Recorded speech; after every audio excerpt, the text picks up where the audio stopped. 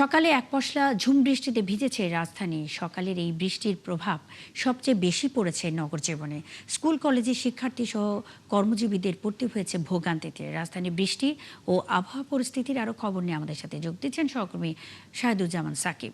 সাকিব, বৃষ্টির কারণে নগরীর কোথাও জলাবদ্ধতা দেখা দিয়েছে কিনা, এছাড়া এই সময় নগরবাসীকে কী ধরনের দুর্ভোগে পড়তে হয়েছে?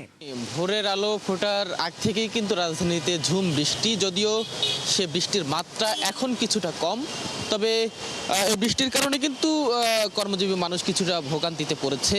আমরা সকাল থেকে লক্ষ্য করছিলাম যারা অফিসগামী মানুষ রাস্তায় বের হওয়ার পরপরই কিন্তু অলিতে গলিতে অনেক জায়গায় আমরা দেখলাম যে হাঁটু পানি। তবে সেই ভোগান্তি খুব বেশি যে রয়েছে তাও বলার মতো না। আবহাওয়া অধিদপ্তর এখন পর্যন্ত বলছে যে রাজধানী সহ কয়েকটি বিভাগে আজকে ঝোড়ো হাওয়া বয়ে যাওয়ার সম্ভাবনা রয়েছে। এবং আমরা দেখলাম গত দুদিন ধরেই কিন্তু রাজধানীতে বেশ ঠান্ডা আবহাওয়া এবং ঝিরিঝিরি বৃষ্টি হচ্ছিল। সেই বৃষ্টি আজকে বেশ ভোর থেকেই বেশ ভালো রকমেরই বৃষ্টি হচ্ছিল।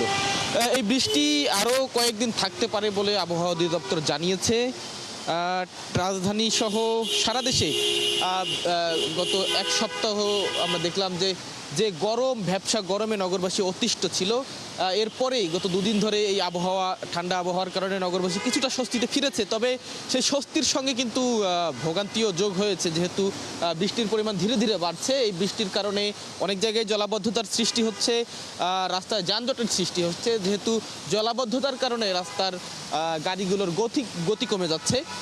আমরা রাস্তার অর্থাৎ মূল সড়কের চেয়ে অলিগলিতে এই জলাবদ্ধতার মাত্রা কিছুটা বেশি দেখছি। যে অনেক জায়গায় মানুষ ঘর থেকে বের হয়েই হাঁটু পানির মধ্যে পড়তে হচ্ছে। যারা পরিপাটি হয়ে অফিসে যাওয়ার জন্য বের হয়েছেন তারা অনেকেই অফিস যাওয়ার আগেই দেখা গেছে যে একটু ভোগান্তিতে পড়েছেন, হাঁটু পানিতে ভিজেছেন।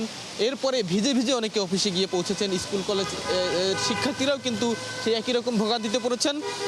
এই পরিমাণ যত বাড়বে ধীরে ধীরে হয়তো ভোগান্তি আরও বাড়বে বলে অনেকেই মনে করছেন। কারণ আমরা রাজধানীর যে চিত্র নিয়মিত দেখে থাকি যে টানা কয়েক ঘন্টা বর্ষণ হলেই কিন্তু মূল সড়কও অনেক জায়গায় হাঁটু পানি জমে যায়।